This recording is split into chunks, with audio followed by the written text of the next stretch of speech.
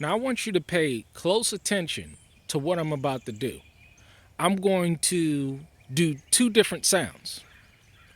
And the first sound I'm going to do is the sound of a cow.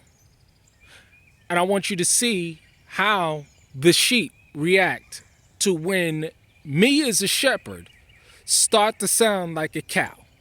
And then I'm going to make a sheep sound, and I'm going to show you in function how the sheep operate. Okay?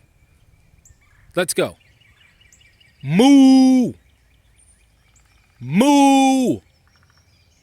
Moo. See, I'm a shepherd, and although I'm a shepherd and this is my flock, they're not responding to me because I'm making a different sound that's unfamiliar to their ears. I'm not sounding like I am supposed to sound.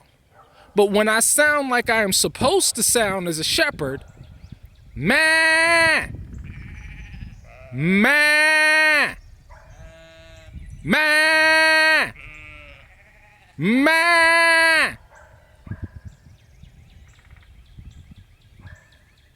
You see, they're responding because I'm speaking or I'm making sounds in such a fashion that they understand and they know. Ma! Ma! Ma! You see? They're not going to follow strange sounds. They're not going to follow. See, you got to understand. If you can understand this from an agricultural perspective, this is why the Most High Yah used sheep. This is why he used his flock. He used the analogies of his flock, because if you understand the natural, then you can understand the spiritual. My sheep will hear my voice, and a stranger's voice they will not follow.